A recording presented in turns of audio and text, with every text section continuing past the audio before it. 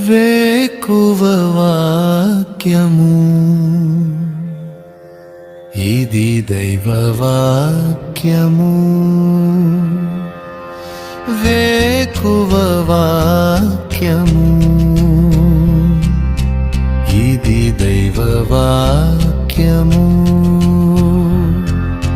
వేకువ వాక్యము ఇది దైవ వాక్యము. వేకువ వాక్యము ఇది దైవ వాక్యము.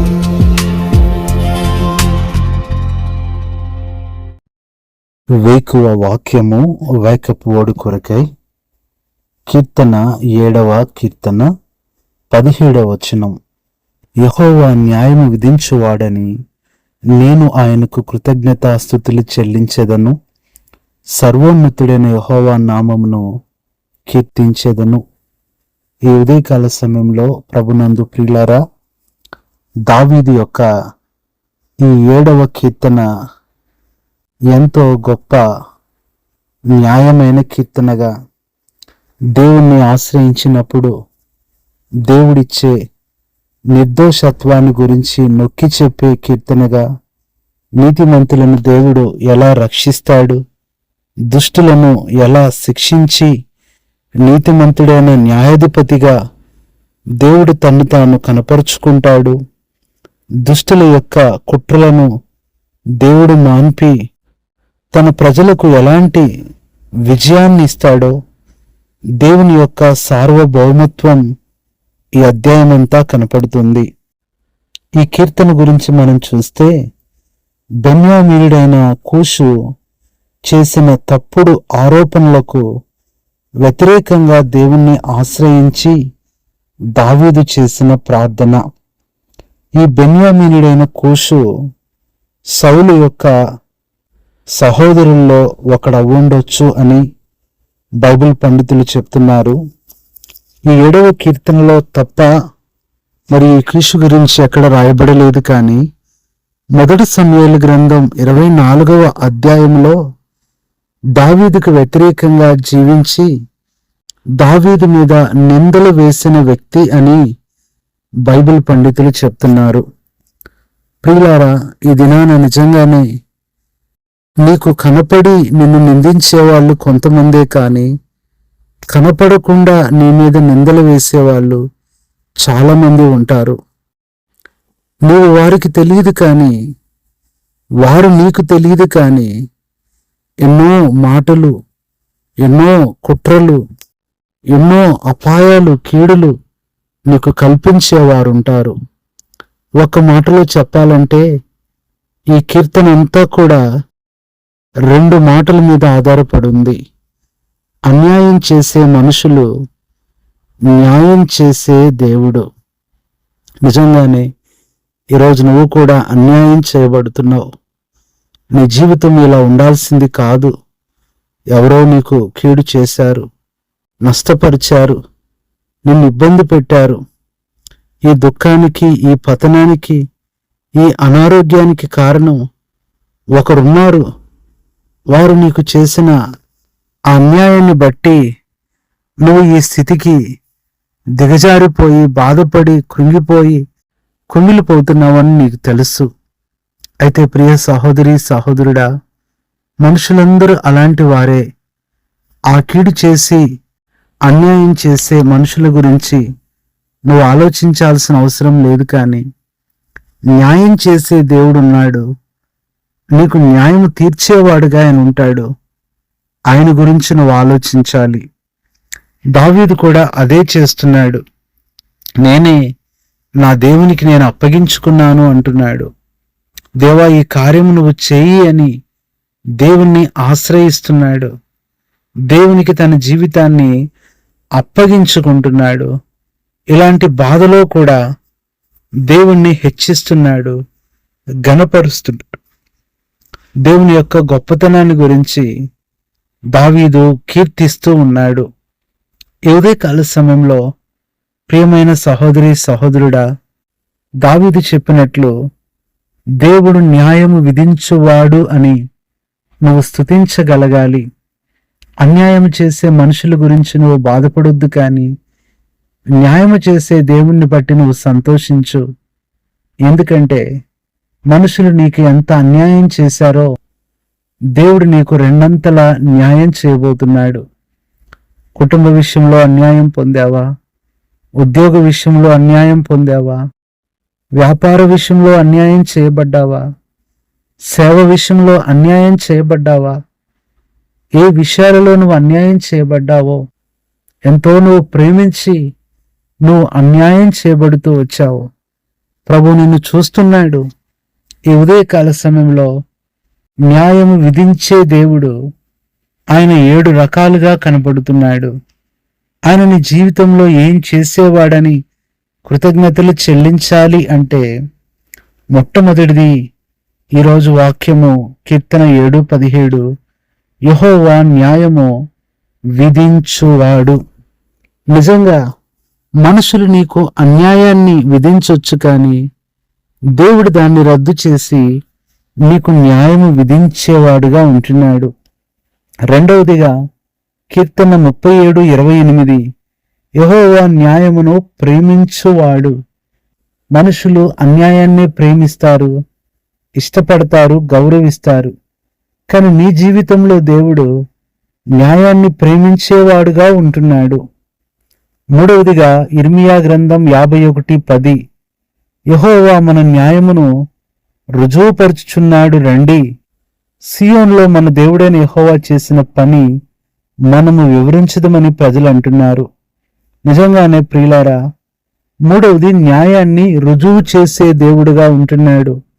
ఇప్పుడు నీ మీద వస్తున్న నిందలు, నీ మీద వస్తున్న తప్పుడు ఆరోపణలు, అవన్నీ కూడా సరి అయినవి కాదని ఒకరోజు దేవుడు రుజువుపరిచే రోజు రాబోతుంది.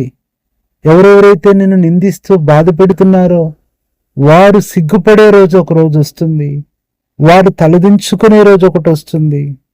ఈరోజు ఎంతో నీ మీద విర్రవీగిపోయి బాధ పెడుతూ ఎన్నో మాటలంటూ ఇక నువ్వేమి చేయలేవు అనుకుంటున్నా ప్రజలు ఒక దినాన నీ ముందు చేతులు కట్టుకొని నిలబడే దినం ఒకటి వస్తుంది. దేవుడు తప్పనిసరిగా అది చేస్తాడు. ఇది మూడవది, న్యాయమును రుజువుపరచువాడుగా ఉంటున్నాడు. నాలుగవది మనం చూసినట్లయితే యెషయా గ్రంథం 42:1, ఆయన న్యాయము కనుపరిచే దేవుడు.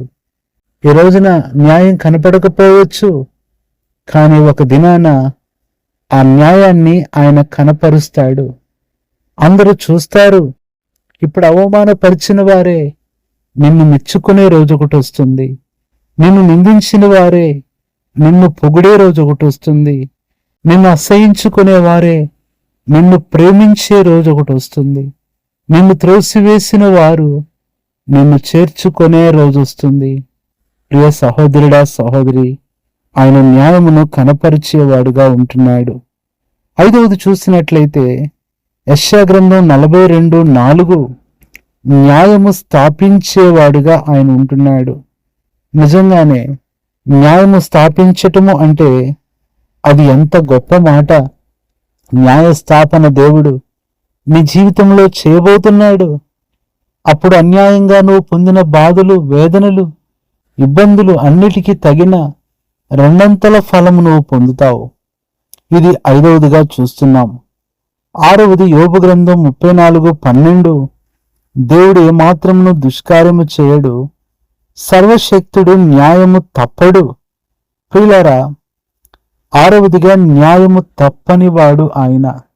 తప్పక నీకు సహాయం చేస్తాడు, తప్పక నీకు తోడుగా ఉంటాడు, తప్పక నీ అవసరత తీరుస్తాడు, తప్పక నిన్ను స్వస్థపరుస్తాడు, తప్పక నిన్ను మరలా లేవనెత్తి నిలబెడతాడు, తప్పక మరలా నిన్ను నడిపిస్తాడు, తప్పక నిన్ను విడిపిస్తాడు, తప్పక నిన్ను మరలా సమాజంలో ఉంచుతాడు, బ్రతికిస్తాడు. దిగులు పడవద్దు, ఆయన న్యాయము తప్పడు.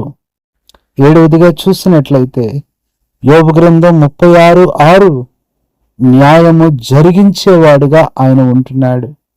ప్రియ సహోదరి, సహోదరుడా, దేవుడు న్యాయాన్ని జరిగించేవాడు.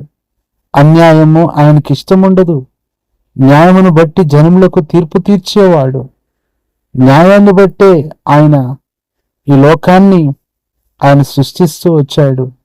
కాబట్టి ప్రియ సహోదరుడా, సహోదరి, ఈ ఉదయకాల సమయంలో దావీదు విషయంలో ఈ కార్యం చేసిన దేవుడు నీ జీవితంలో కూడా చేసే రోజు వస్తుంది. కాబట్టి ఆయన న్యాయం విధించువాడని నీవు కూడా దేవునికి కృతజ్ఞతలు చెల్లించు, స్తుతులు చెల్లించు.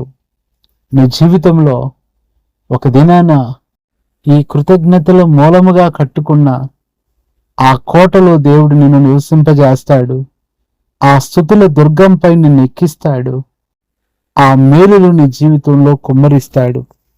ఈ అనుభవంతో దేవుడు నిన్నుంచి నీ జీవితంలో కూడా కనపడని కూషలాంటి కుట్రలు, కూషలాంటి నిందలు, కూషలాంటి అవమానాలు తీసుకొచ్చే ప్రజల నుంచి నిన్ను తప్పిస్తూ ఉంటాడు. కూషు అనే మాట హెబ్రీ భాషలో డార్క్ సిన్నర్ అని అర్థం కనపడుతుంది. డార్క్ స్కిన్నర్ అనగా నల్లని చర్మం కలవాడు, లేదంటే నల్లని ముఖము కలవాడు. ఈ నలుపు అనేది మామూలుగా మనుషుల యొక్క రంగు గురించి మాట్లాడలేదు, కానీ ఈ నలుపు అనేది సాతాను యొక్క లక్షణాల గురించి తెలియచేస్తూ ఉంటుంది. ఇలాంటి ప్రజలు నీ చుట్టూ ఉంటారు. ప్రియులారా, నీకు వారు తెలియదు, కానీ వారు నీ మీద కుట్ర పన్నుతూనే ఉంటారు. అయినా దిగులు పడొద్దు, బాధపడొద్దు. కీర్తన 7వ కీర్తనే కానీ వచనాలు 17 వచనాలు ఉన్నాయి. అనగా నీ మీదకి వచ్చే నిందలు 7 కానీ దేవుడు నీకిచ్చే బహుమానాలు 17 ఉంటాయి. నీ మీదకి వచ్చే కష్టాలు 7 కానీ దేవుడు నీకిచ్చే సుఖాలు, ఆనందాలు అవి 17 ఉంటాయి. ఇంత గొప్ప దేవుడు నీ జీవితంలో ఉండగా ఎందుకు దిగులు పడుతున్నావు? నువ్వు కూడా చేయవలసింది ఒకటే, నీ కష్ట సమయంలో దేవుణ్ణి ఎలా స్తుతించాలి అని ఆలోచించు. నీ బాధ సమయంలో దేవుణ్ణి ఎలా సంతోషపెట్టాలని ఆలోచించు. అందరిలాగా ఉండవద్దు, ప్రత్యేకంగా ఉండు. దావీదు వలె ఇప్పుడే లేచి దేవునికి కృతజ్ఞతాస్తుతులు చెల్లించు. దేవుడు తప్పనిసరిగా నీ జీవితంలో న్యాయాన్ని విధించి జరిగిస్తాడు. ప్రభు నీకు సహాయం చేయనుగాక. పరిశుద్ధుడైన తండ్రి, ప్రభు యేసుక్రీస్తు నామంలో నీ పాదాలకు వందనాలు చెల్లిస్తూ ఈ ఉదయకాలం వేకు వాక్యము ద్వారా కీర్తన 7:17 యెహోవా న్యాయము విధించువాడని నేను ఆయనకు కృతజ్ఞతాస్తుతులు చెల్లించదనని, ఎంత వేదనలో, బాధలో, శ్రమలో, అవమానములో కూడా దావీదు నిన్ను స్తుతించటం నేర్చుకున్నాడని, మేము కూడా ప్రభువా ప్రతి కష్టములో నిన్ను స్తుతించాలని, అన్యాయం చేసే మనుషులు ఒకవైపు, న్యాయం చేసే దేవుడు ఒకవైపు ఉన్నాడని మాతో మాట్లాడుతూ వచ్చారు. ఈ మాటలు వింటున్న ప్రతి ఒక్కరిని దీవించి, ఏ అన్యాయం చేయబడుతూ బాధపడుతూ వచ్చారో వారికి రావాల్సింది మరొకరు పొందారు, వారు అనుభవించవలసింది ఇంకొకరు తీసేసుకున్నారు, వారి యొక్క కష్టాన్ని ఇంకొకరు పొందుతున్నారు, అనుభవిస్తున్నారు. వారి ప్రయాసను ప్రభువా వృధా చేస్తూ వచ్చారు. నువ్వు న్యాయం విధించే దేవుడవు ప్రభువా. ఆలస్యమైనప్పటికీ నీ ప్రజలను ఉన్నత స్థితిలోనే ఉంచుతావు. కొంచెం ఆలస్యమైనప్పటికీ వారిని ఘనతకు కారణంగా చేస్తారు. కాబట్టి ఈ మాటల్ని బట్టి ఆదరించి, ధైర్యపరిచి, న్యాయము జరిగించి మహిమ పొందమని, ఇది ఎలాంటి పరిస్థితిలో ఉన్న అందరూ నీకు కృతజ్ఞతాస్తుతులు చెల్లించి ఆరాధించేవారుగా చేయమని మా ప్రభువైన యేసుక్రీస్తు నామంలో ప్రార్థిస్తున్నాము తండ్రి, ఆమేన్. మన తండ్రి అయిన దేవుని ప్రేమ, మన ప్రభువైన యేసుక్రీస్తు కృప, పరిశుద్ధాత్మ అన్యోన్య సావాసం మనందరికీ సదాకాలం తోడై ఉండి నడిపించునుగాక. ఆమేన్. కృంగుదలలో దార్చుటకు, కన్నీటినంతటిని తుడుచుటకు, దినమంతా సిద్ధపరచుటకు, దైవ చిత్తం గ్రహించుటకు